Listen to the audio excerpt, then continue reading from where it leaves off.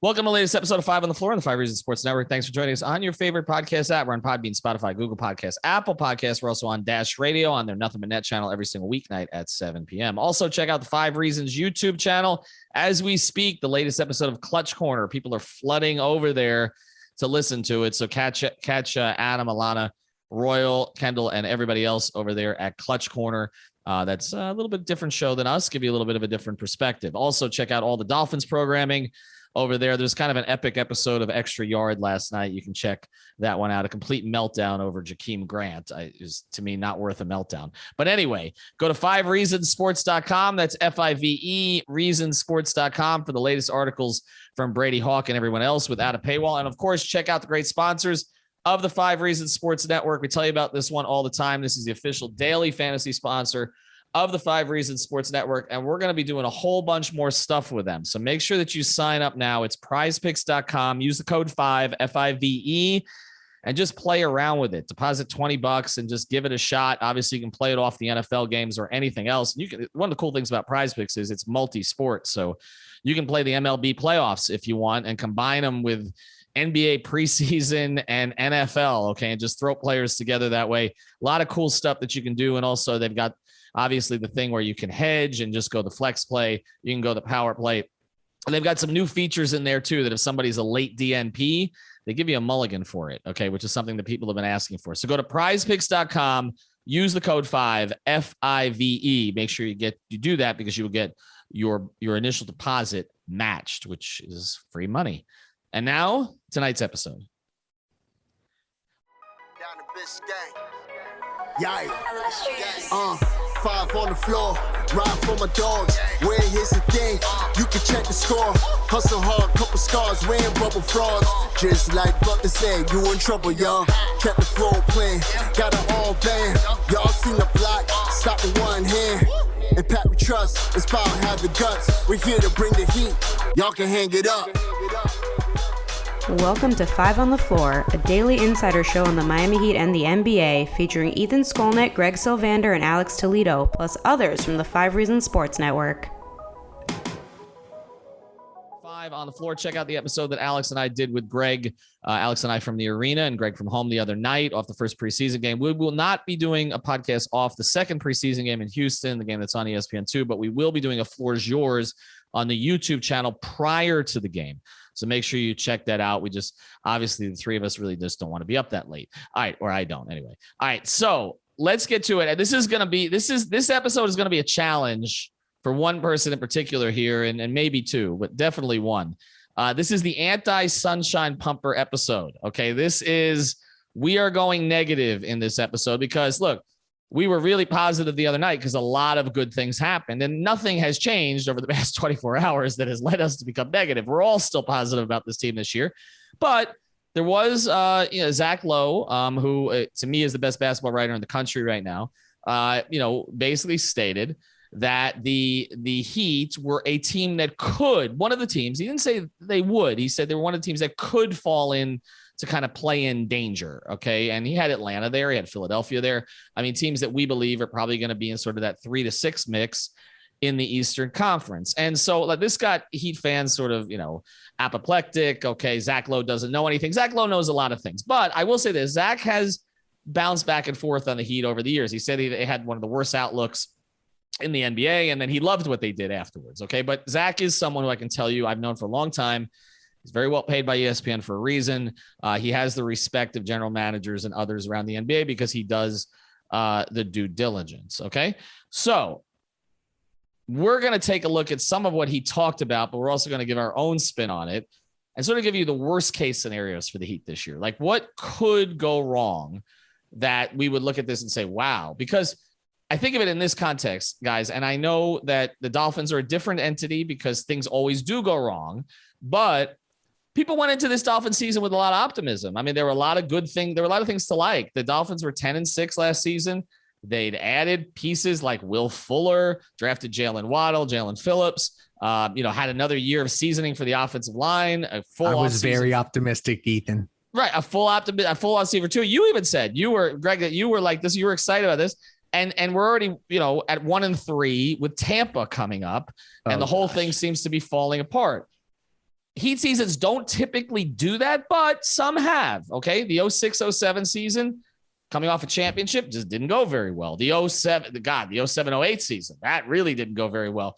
And there have been other years, even the year after LeBron, there were high expectations for Bosh coming back with Wade and kind of supplementing that core with Luol Deng. And that season was kind of an unmitigated disaster. So things happen. So let's take a look at it. What could lead this team to underachieve? If we think they're, and I was on today with Nate Duncan on his podcast, and he's going to actually return the favor. He's going to do a home and home with us. He's going to be on with us next week.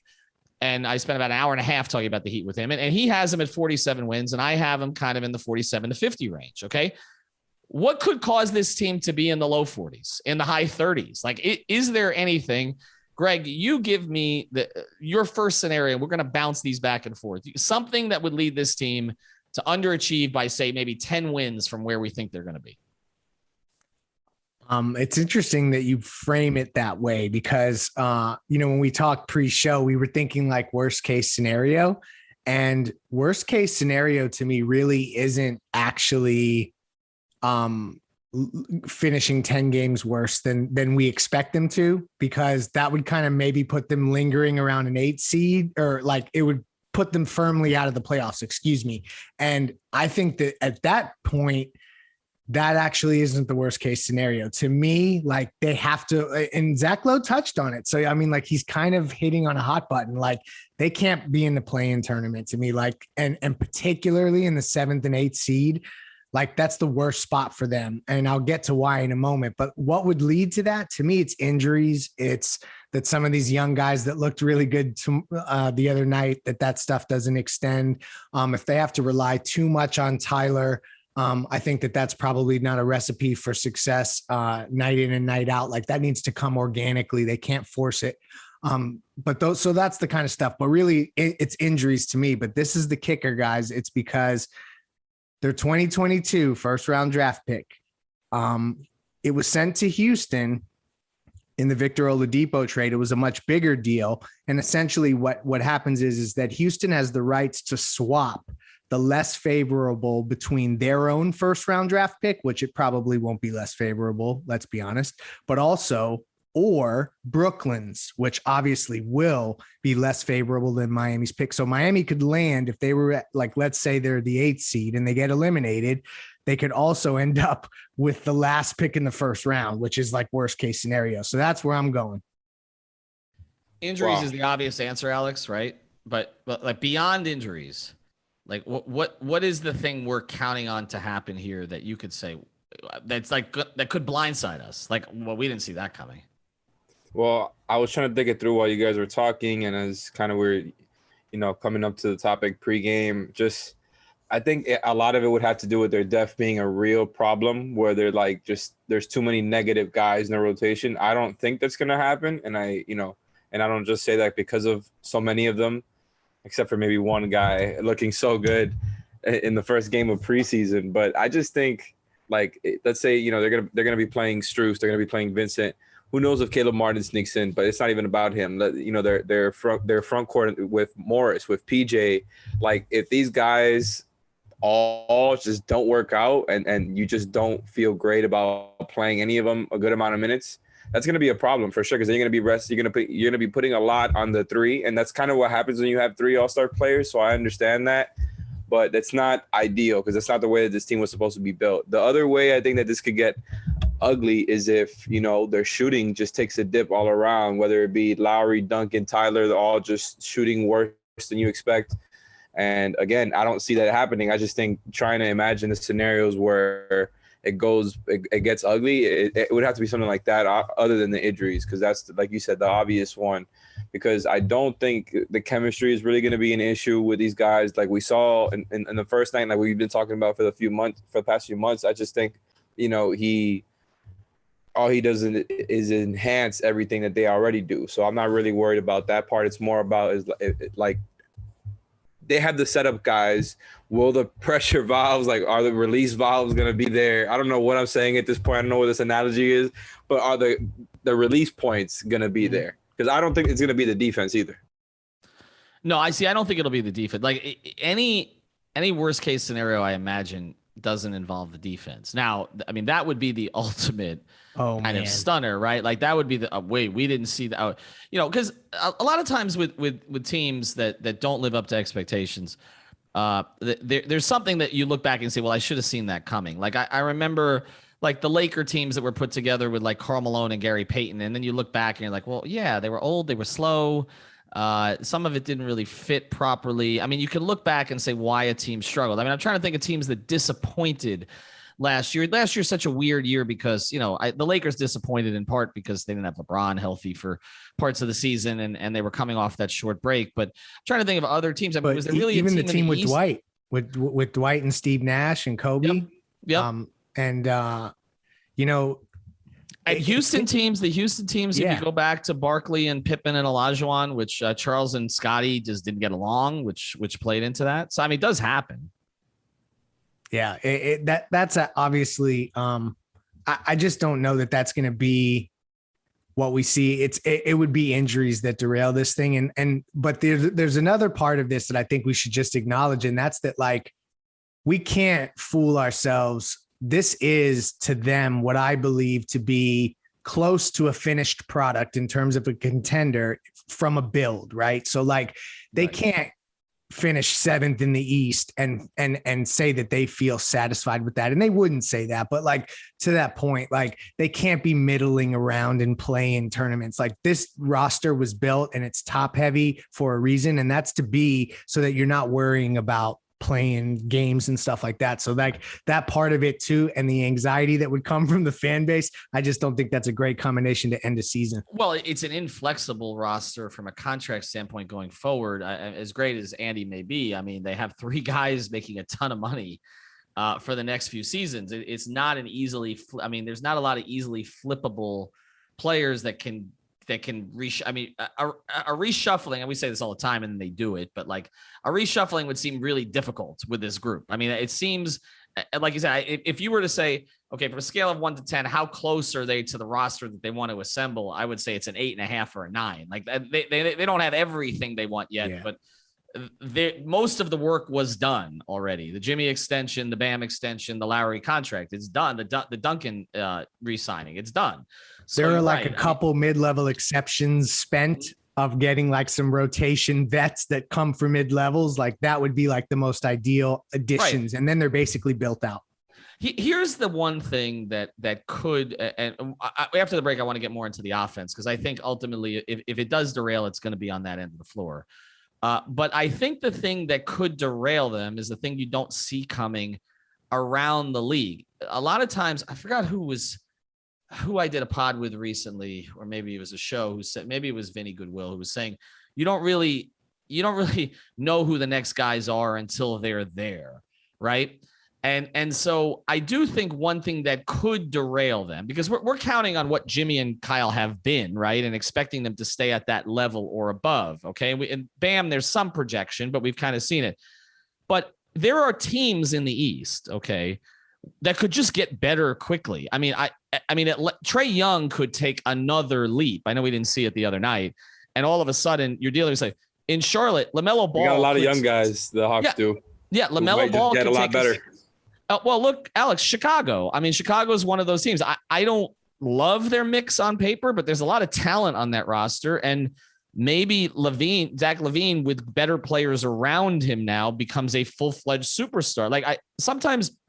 Nobody was talking about Phoenix at this time last year. And now, everybody not only in the finals, but consensus top 3 in the Western Conference. Like how many teams in the East could we just look back and say, wow, it's not that the Heat were worse than we expected. It's that there were some young teams in the East that got better quicker than we expected. Which ones would you put in that category?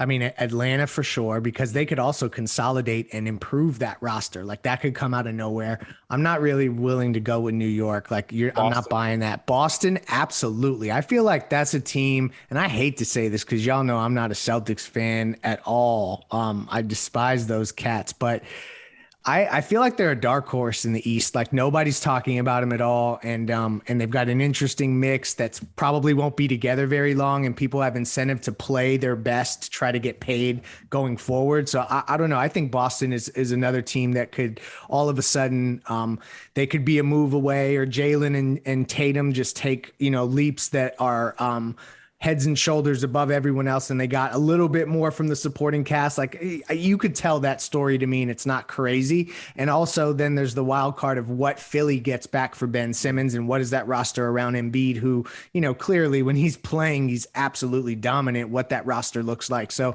there's a few of these teams that could come out of nowhere. And I guess there'd probably be Raptors fans that would tell me I should put Toronto in that bunch too. Well, yeah, I would throw the Bulls in there too. I think that's a good exercise, by the way, because it's interesting. Like all of these teams we're talking about, I could see jumping over the Heat in the standings. And this is why I wasn't really blown away at all by what Zach Lowe said. And I know this is because it was behind the paywall on ESPN Plus. That's what they've done now for their premium writers. That's the industry, right? That's fine. We don't have to get into it. But when it comes to Zach Lowe, like somebody had posted what he wrote.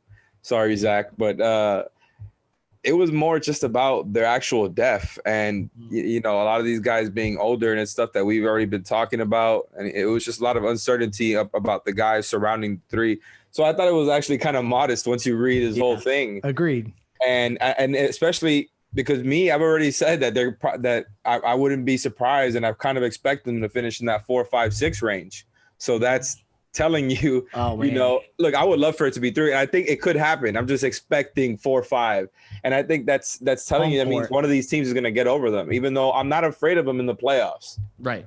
Well, I've said all along, I think they're more of a playoff proposition, but it is interesting when you talk to national guys. And that's why, I was supposed to do 45 minutes with Nate and went an hour and 20. Again, Nate will kind of, like I said, return the favor with us next week, but he's doing a pod on every NBA team. He's picked one person per market to do it with. And I've done it with Nate before, but what's interesting is that when you're talking to him about it, when you hear their perspective, it reinforces some things we've discussed, the bench, the age, some of these things. But really what we're going to get into after the break here is the offense, because that's really where because what Nate asked me to do was he says, where would you put them? He's doing this for every team. Where would you put them defensively and offensively? And we both agree that they can be a top 5 defense. He actually thinks they will be, and if this is a quote that comes out of the pod I did with him, he believes they will be the number 1 playoff defense in the league. He thinks they are the best team from a construction standpoint to play defensively in the playoffs. Number 1. But he said to me, where do you put them offensively? And I said, I think from an efficiency standpoint, probably around 12 to 15. I think they'll probably be slightly better than average. I don't think they're going to be a top 5 offense. He has them slightly lower. Okay. He has them sort of in that maybe 16 to 20 area. And so I think that is, from looking from a basketball standpoint, it is hard to see how their defense would derail them. But we've been surprised. A couple of years ago, we thought their defense was going to be better than their offense, and it wasn't. Okay. And remember? Flipped. Yeah. It flipped. right out of the gate with Jimmy, and we're like, how and we're like, their defense is going to be better than their offense. And it wasn't. Their offense, the ball popped and it was better than their defense. So we'll get into that here after the break. Before we do, I want to tell you where to get your CBD. It's Therapist Preferred. Go use the code 5 Reasons. It's the number 5 Reasons over at therapistpreferred.com. You can get the gummies. You can get the tincture. You can get the sports cream, all that stuff. This is for recovery. It's for sleep too. I can tell you that. Use the CBD again about an hour before you're going to go to sleep, and it will help you. I promise you that, especially if you had a workout. So go to therapistpreferred.com. That's therapistpreferred.com. Use the code 5 Reasons. You'll get 20% off your entire order. That's the code 5 Reasons, 20% off your order at therapistpreferred.com. So getting back to this conversation about the offense, this is the single biggest thing. We can talk about individual players. If Jimmy hits the wall, I don't think that's going to happen. If Lowry goes off a cliff, I don't think that's going to happen this season. If Bam regresses, I don't think that's going to happen. I think, Alex, you hit on it to a certain degree. The shooting, it could be a problem. I don't expect it to be a problem because I think Hero rebounds. I think Strus will shoot over 35% from 3. And I think that Duncan is going to be Duncan. And it's for those 3 guys alone. If you get something from Gabe Vincent as a shooter, some corner shooting from PJ Tucker, perhaps. You even mentioned Kyle. And Kyle, right? Kyle is a 3-point shooter. Kyle put up like 40% on like 7 attempts from 3. Yeah, and he's going to have even more of a green light here, I would believe. So I think they will have enough shooting. I believe that. But we know that sometimes that doesn't pan out. They have more versatile shooting, by the way, than they did last year because of Kyle's pull-up game. Like, I know Kendrick brought some of that, but it was more like a one-dribble pull-up, right? It was less optionality, whereas like Kyle, it's like he will take that three. And that's the one shot that he took and made. I mean, I'm sorry, the one shot he made in that game was that pull-up three when they in transition, by the way. We were talking in the game about, like, you know, we had that pod where we talked about the transition game and how it would change with this team, and Kyle's transition game includes being a pull-up three threat, and that especially when you have somebody like Bam screening for him. Like, I think all the different ways he scores matters here, and all the different ways he makes other guys better. So I just think they're more versatile, and you know they've just got more than what they did last season offensively. It's hard for me to think they're going to be now. I gotta pull you back because we're being too positive here. We gotta be careful. I'm gonna say. I'm just saying. I think that's what the gap is between us and guys like Nate Duncan and other national guys who think that they're gonna be, you know, between 16 and 20, like you said, offensively. Whereas, like, okay, we think they'll be between 10 and 14, for example. We have a clear understanding of culture. That's the difference. But no, basketball. So I'll pose this question. If we talk about like realistic expectations and also like we're talking worst case scenarios, should we then qualify this as also like, where do you rank the Heat's playoff offense? Because like you talked about their playoff defense and what that means, because I feel like there is two conversations floating around here, and it's kind of all hinges upon them being a regular season team versus a playoff team. Because I think in the playoffs, we could all talk ourselves into that offense regardless because of some of the stuff that those guys can do in the half court. So I don't know. There's a part of me that feels like this is more about them getting through the marathon than it is necessarily like functional issues. Well, that's the point I've made all along. But I do think from a playoff. Okay, so we're going to talk. We haven't even mentioned Depot throughout this whole time. He will be part of the worst case scenario. Like if he just doesn't work out at all. But like what Leif said, if you're talking about playoff offensive rating, that means Depot's going to be back. So I think they might be better. Well, they might be better by then offensively. It's interesting you mentioned Oladipo because in talking to Nate, and I get this sense from talking to national guys, is that he's not even including Oladipo in his projection. No, I feel like most national guys are not. They need to see it. Like he says he's been. I mean, according to Nate, it's like he's been basically a below average player for 2 years since the injury, in terms of overall efficiency and production. So they're not. That's the sense I get, is that I think we are now, because we've had some inside information and we've seen Oladipo participating with teammates and being active on the bench and all the rest. It seems like he's very much part of this, which is a guy that seems closer to coming back, that I think we have become more optimistic about what Oladipo may contribute this season than maybe the general public has, or even the NBA media has. And I feel like if Oladipo is getting closer to getting back, I feel like it will be more optimism maybe from outside. But right now they're not seeing what we see, and we don't even know that what we're seeing is real. So we got to acknowledge that. But it's a good point, Alex, that we're not really talking about Oladipo in that context. I do think, though, from a worst case scenario for the offense in the playoffs. Okay, so if we're talking about get through the regular season, maybe you avoid the play-in. Okay. But you end up maybe not with a favorable matchup or something else along those lines because you didn't get yourself to 52 wins or anything like that. I do think the problems for their playoff offense could be difficulty getting easy baskets. Okay. And we've discussed that. Okay. The game is going to slow down if they are pushing pace in the regular season, which I don't think they're really going to do. But if they are, it's not going to be available to them in the postseason. You think that first game was a complete farce? Yes. Yes, pretty much. That's I agree. Great. I mean, I just we did a whole episode on pace. I'm sorry until I see it play at a slightly higher pace, but it's right. Like once Jimmy starts getting that ball, again, that's it. Like it's gonna go right back down, and it's gonna go right back down. The same thing that happened when Dwayne would go off the court and it was Goran's show. Yep. Like it was a similar kind of thing. It's okay as long as you figure out that balance, and I think they will. I think it'll be all right. I do think the thing that you mentioned about easy baskets, that's something that we saw them do really, really well in the first game of preseason. Obviously, it's a game of preseason. Jimmy wasn't there. We can't account for how they look with Jimmy on the court yet. But I just think like the way that Kyle was finding easy baskets for guys all over, right? Not just Bam, who I feel like we haven't talked about enough right? Because his usage rate spiked in that game, even though he wasn't just demanding the ball and taking ISO possessions. His usage did spike, a lot higher than it was last season just for this one game sample. So I just think what he does for everybody else, and I know I'm sounding like a broken record at this point, but it's just that's the way that things also manifested in game one. Like we saw it. He made life easier for a lot of these guys. So I think, like, if anything, that part, is better than it was last season. It should be, but here's what again, to get to a worst case scenario here offensively in the playoffs, here's what I think could happen, okay? Is that I do think that this team is going to be reliant offensively during the regular season a lot on getting to the line. I think that particularly Jimmy and Bam, but Kyle to some degree, and maybe if Hero can add a little bit more of that to his game, they're going to be relying on getting to the line because they have an advantage at the line. Their top 3 players are all good free throw shooters. I mean, Bam can be a little up and down, but the overall percentages are fine. And Jimmy is a plus free throw shooter, and so is Kyle.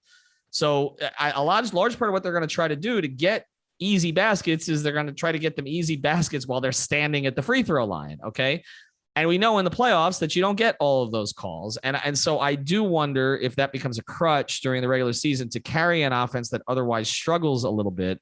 And then when they don't get those calls in the postseason, they really struggle. And, that was another thing I talked to Nate about was his perspective on Jimmy Butler's playoff series, which I still think was more about fatigue. And I'm not just talking physical fatigue. I'm talking about emotional and mental fatigue from carrying the team to the degree he had to in the regular season after carrying them in the finals and the postseason and everything else. I think that was a lot of what went into it with Jimmy.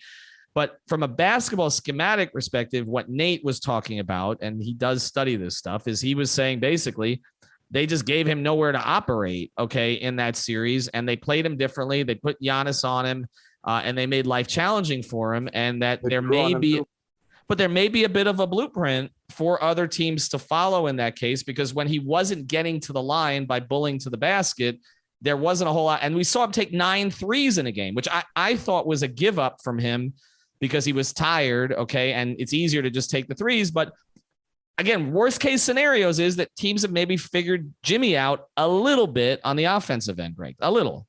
Yeah, no, and I mean, that could happen, but we're not going to end too negative here. So I'm going to shout out on Twitter at Isaiah_NBA for providing me this information. Because if this transpires, we're not going to have to worry about worst case scenarios. Last night, Bam Adebayo led Miami with a 31.6 usage rate. Last season, he achieved that mark in only 4 out of the 72 games. If he can take that kind of load off Jimmy, it changes the trajectory of this team. And we're not going to have to talk about worst case scenarios. Good night.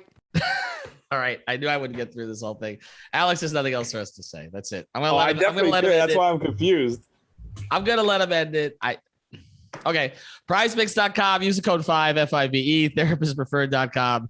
Use the code 5. That's number 5 reasons. Floor is yours tomorrow on the YouTube channel. Brady's gonna join us. 4 of us will be on at 8:00 prior to their tilt with the Houston Rockets and their interesting young backcourt. So I mean, it'll be fun to watch tomorrow night. And as it is, there are a couple Heat players that may be out, Caleb Martin, a couple others tomorrow, but I am expecting to see Jimmy Butler for the first time. So we'll see how that looks, hopefully with Kyle Lowry, because we want to see how that looks together in something more sustained than just the scrimmage. We'll be back tomorrow. Thank you for listening to the 5 on the Floor on the 5 Regional Sports Network.